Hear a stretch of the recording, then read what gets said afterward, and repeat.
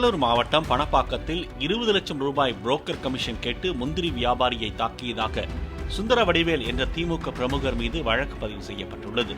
முந்திரி வியாபாரியான கார்த்திக் குப்தாவின் நிலத்தை விற்று தருவதாக கூறி கமிஷன் கேட்ட சுந்தரவடிவேல் கார்த்திக் தர மறுக்கவே அவரை தாக்கியிருக்கிறார். 2024 நடைபெற்ற இந்த சம்பவம் தொடர்பாக நீதிமன்றத்தின் உத்தரவின் பேரில் சுந்தரவடிவேல், ராஜாராம் ஆகிய இருவர் மீது புதுப்பேட்டை காவல்துறையினர் வழக்கு பதிவு செய்தனர். என் பேர் கார்த்திக் குப்தா. நான் முந்திரி தொழில் ஏற்றுமதி இறக்குமதி செஞ்சு 2016 செஞ்சுட்டு வரேன். நான் பண்ருட்டி வட்டம் தொரப்பாடியில் வசிச்சு வரேன்.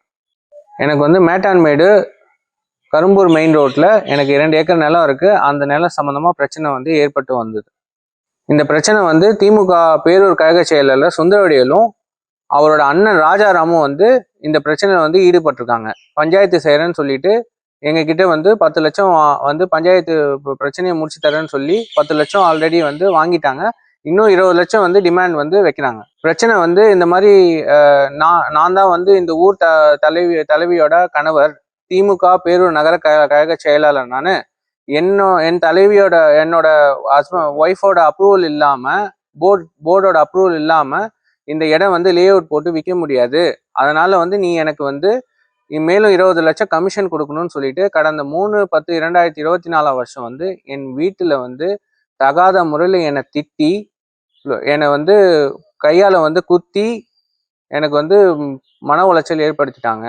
கடந்த 3/10/2024 போலீஸ்ல இது சம்பந்தமா சிசிடிவி ஃபுட்டேஜ் உட்பட புகார் நாங்கள் எழுத்துப்பூர்வமாக கொடுத்தோம். சிஎஸ்ஆர் அன்றைய தேதியிலே பதிவு செஞ்சு எங்களுக்கு கொடுத்துட்டாங்க. இது சம்பந்தமாக பல முறை போலீஸ் ஸ்டேஷன் போய் அணுகணும். ஆனால் மேல் நடவடிக்கை எதுவுமே எடுக்கல.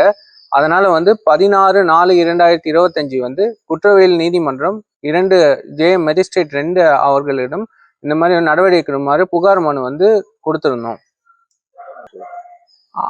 அந்த மனுவை நீதிபதி நீதிபதியார் விசாரித்து எஃப்ஐஆர் பதிவு செஞ்சு ரிப்போர்ட் அனுப்புமாறு அவர் கேட்டுக்கொண்டார். அதன் அடிப்படையில் நேற்று எஃப்ஐஆர் பதிவு கிரைம் நம்பர் 393/2025 பதிவு செஞ்சு ரிப்போர்ட் அனுப்பியிருக்காங்க. அவர் திமுக நகர செயலாளராக இருக்கிறதால வழக்கு போடாம போலீஸ் இத்தனை நாள் எங்களை அலக்கழிச்சாங்க. நீதிமன்றத்தின் உத்தரவு பேரில் இப்போ எஃப்ஐஆர் அவர் பேரில் பதிவு செஞ்சிருக்காங்க. இது சம்பந்தமா ஃபர்தர் கைது செய்யற விசாரணையும் கைது நடவடிக்கையும் நடக்கும் என்று நான் எதிர்பார்க்கிறேன்.